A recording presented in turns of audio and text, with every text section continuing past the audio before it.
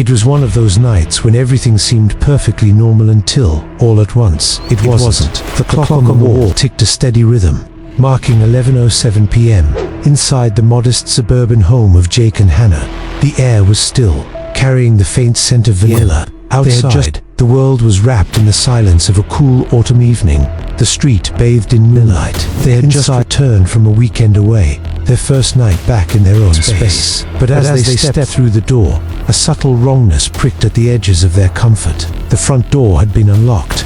They were meticulous about security. They always double-locked it. Then Hannah noticed the living room curtains were slightly parted, a sliver of the night peering in. They always closed them tight. She walked into the kitchen and flicked on the light.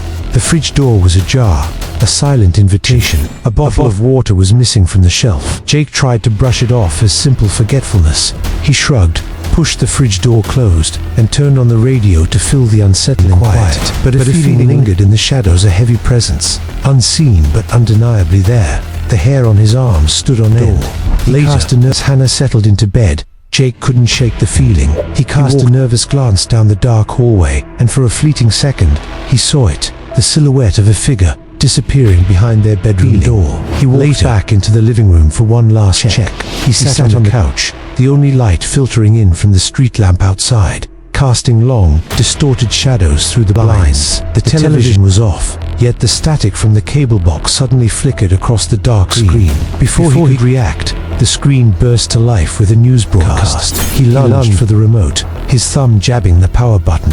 The screen went black. A moment later, it switched on again. This time, the news anchor stopped mid-sentence. His eyes seemed to lock directly onto Jake, staring through the screen. Then, the feed cut to black. His heart hammered against his ribs. He shot to his feet. A low, sharp click echoed from the kitchen. Then another. From the back door, he moved cautiously towards the sound. The door was closed, but the deadbolt was unlocked. He peered outside.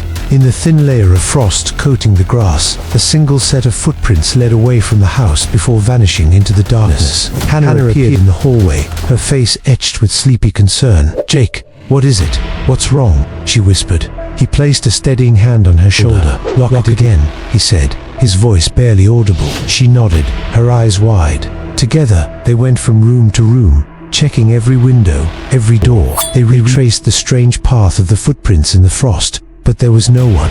The night was still. They returned to the bedroom, but sleep felt like a distant memory. The house seemed to breathe around them, each creak of the floorboards sounding like a footstep. The wind rattled a loose shutter outside, making them both jump. Hannah rolled over, her back to him, her breathing to even to be real sleep. He stared at the ceiling, every nerve on high alert, just listening. Then it came, a knock.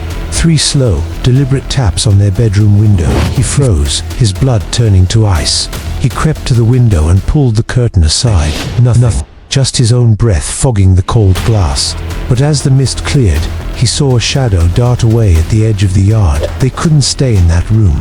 Sleep was impossible. Jake grabbed his old heavy-duty flashlight from the toolbox. It was time to check the property properly. He found the back door unlocked again. He stepped out into the biting night air, the flashlight's beam cutting a sharp path through the darkness. The garden gate, which he knew he'd latched, was swinging gently open. He walked towards it, his light scanning the ground. The beam caught something, a backpack. It belonged to their neighbor. Beside it, a pair of new muddy shoes. His breath caught in his throat. He swept the light further into the yard, but there was nothing else. The gate continued its slow, rhythmic swing in a breeze that wasn't there. He hurried back inside, locking the door, triple-checking the bolt this time. Hannah was watching him from the living room, her face pale. They sat together on the couch, the flashlight beam pointing at the front door like a sentinel. The house was silent again. Then, the tapping returned. This time, at the front door. Jake rose, his movements slow and deliberate. He peered through the peephole. Empty. He took a deep breath, aimed the flashlight, and wrenched the door open. Nothing. The porch light above him flickered erratically. He stepped out onto the porch. More footprints in the frost, leading away from the door and into the dark. He followed them for a few steps, but they stopped abruptly, the frost beyond them completely undisturbed. He backed into the house, slammed the door, and threw the lock. He leaned against it, breathing hard, as Hannah's hand found it. It was 2 a.m. when the sound started. the low grinding whir of the garage door motor. WHRR Arclick. WHRR Arclick. They never ever used the garage at night. They scrambled downstairs. The garage door was halfway open, stuck. The car was there, untouched, but papers were scattered across the concrete floor. From the darkest corner of the garage, a soft singing drifted towards them, a strange, lilting lullaby. Hannah clamped her hands over her ears. The song stopped. Jake aimed the flashlight beam and saw him, a man in a dark hoodie, crouched behind the car. Jake flicked the light again, and the figure bolted, a blur of motion disappearing into the night. Jake shouted after him as Hannah began to sob. They slammed the garage door shut and threw the manual latch, sealing themselves in. The house felt different now, violated. The air was thick with a faint, metallic smell. The walls seemed to be leaning in. They huddled in the kitchen, a single lamp casting a small pool of light, sipping coffee to steady their shaking hands. The clock ticked, each second an eternity. Outside the kitchen window, the hedges rustled, but there was no wind. A shadow passed over the glass. They both looked. Nothing. And then, a low whisper slithered through the crack in the screen door.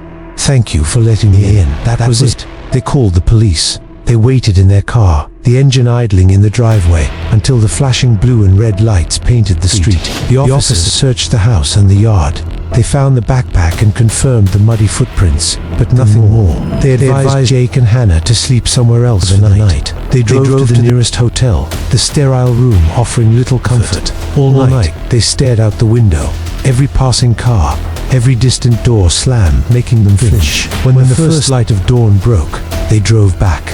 The house looked peaceful, undisturbed, but when they opened the front door, their blood ran cold. On the mantelpiece, every single family photograph had been turned face down. The fridge door was ajar again, another bottle of water gone, and on the kitchen counter lay a single, handwritten note.